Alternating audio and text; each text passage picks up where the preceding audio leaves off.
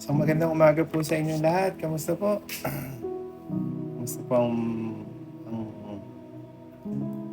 buong araw niyo kahapon? Nakatulog po ba kayo na maigi? Nakapagpahinga po ba kayo? No? Ngayong araw po, isa lang po yung devotional natin. Ngayong morning lang po. Kaya samahan niyo po ako sa pag-aaral ng ating salita. Bago po yun, tayo po yung manalangin. Panginoon, salamat po sa bagong umaga. Salamat sa ibinigay nyo ngayong pagkakataon para pag-aralan ng inyong salita na manggagaling po sa Jeremias chapter 33 verse 3. No, hayaan nyo pong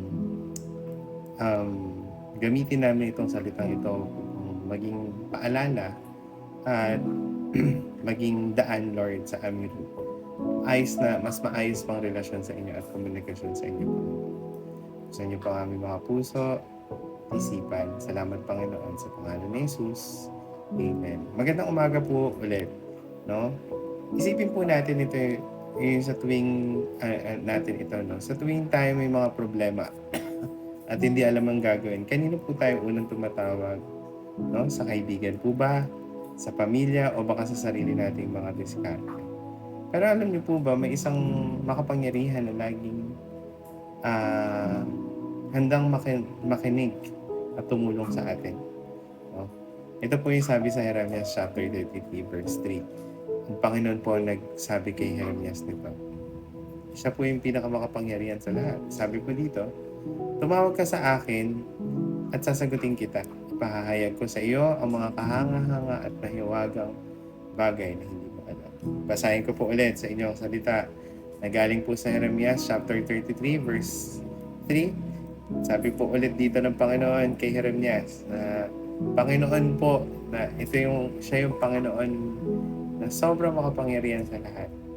Pero sinabihan niya po ang isang simpleng tao, simpleng alagad niya na tumawag sa kanya. Kaya sabi po dito, tumawag ka sa akin. Inaanyayaan niya po si Jeremias. Tumawag ka sa akin at sasagutin kita. At ipapahayag ko sa iyo ang mga kahanga-hanga at mahihiwagang bagay na hindi mo pa alam.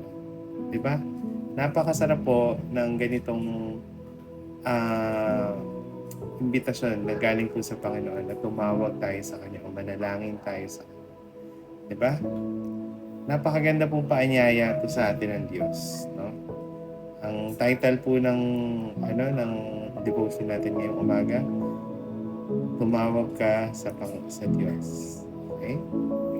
Ang kanyang salita ay nagpapaalala sa atin ang pagtawag sa Kanya ay hindi basta hiling or simpleng panalangin, kung hindi isang relasyon. Isang relasyon. Kapag tayo tumawag sa Kanya,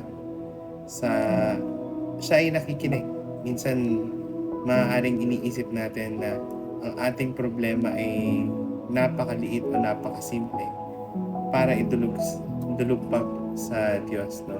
Pero sabi niya, ipahahayag ko sa iyo ang mga kahanga-hanga at mahihiwagang bagay. Ibig sabihin, kaya niyang magbigay ng sagot o solusyon na hindi natin inaasahan, higit pa sa kaya nating isipin.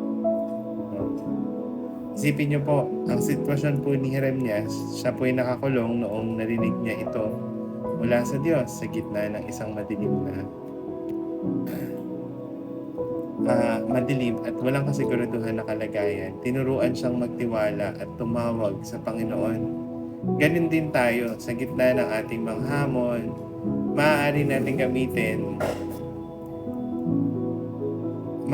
gamitin ng Diyos ang ating mga pagsubok para ipakita ang kanyang kahangahangang plano sa buhay natin. Kaya wag po natin hayaan na limitahan po yung kapangyarihan ng Panginoon. Maliit man o malaki yung mga pinapanalangin natin o mga problema natin o hamon natin sa buhay. Huwag po tayong dumepende sa diskarte natin o sa lakas natin o sa ibang tao. Dahil ang Panginoon handang tumulong, no? Kailangan lang natin maging dependent talaga sa Kanya, no? Question po ngayong araw na to. Ano ang mga pagkakataong mas pinipili mong umasa sa sarili mo kaysa tumawag sa Panginoon? mapapaisip tayo, ano ang aspeto ng buhay mo ngayon na kailangan mong tumawag sa Panginoon ngayon. Kaya kailangan po natin tandaan na ang mga bagay na hindi natin inaasahan or mga bagay na kailangan pa natin talagang ibigay sa Kanya, no? Huwag po nating hayaan na malimitahan yung mga kaya niyang gawin sa buhay natin. Yung Panginoon natin ay napakalaki at napakamakapangyarihan at hindi nauubos o hindi natatapos ang kaya niyang gawin sa buhay natin. Okay po? No? Conclusion po. Ang paalala ng Jeremias chapter 33 verse 3 ay isang hamon at paanyaya sa atin. No? Hindi tayo kailangan maghintay ng matinding problema bago tumawag o manalangin sa Diyos. Araw-araw siya'y naghihintay na tayo lumapit at tandaan natin to. Ang Diyos ay hindi lamang nagbibigay ng sagot kung hindi nagpapahayag ng mas malalim na bagay, mga plano at layunin na magdadala sa atin sa mas malapit na relasyon sa Kanya. Kaya huwag po nating hayaan na malimitahan yung kayang gawin ng Panginoon sa buhay. No? Okay po, tayo po yung manalangin.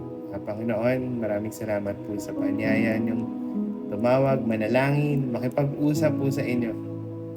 Kahit sa mga matitindi o sa mga simpleng hamon ng buhay namin.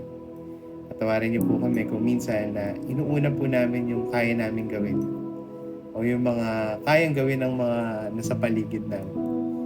Pero ito po yung lagi namin tatandaan na kayo po ay handang makinig, tumulong, at kayo po yung laging sumasaklolo sa amin. Kahit na nakakalimot kami. Kaya Panginoon, sa umaga pong ito, ipakita niyo po sa amin ang mga kahanga-hanga niyong plano. Bigyan niyo po kami ng lakas, ng loob, lakas yung pagpatibayin niyo po ang aming pananampalataya na sumunod sa inyo sa araw-araw. Maraming salamat po. Sa pangalan ni Jesus. Amen. Amen. Maraming salamat po sa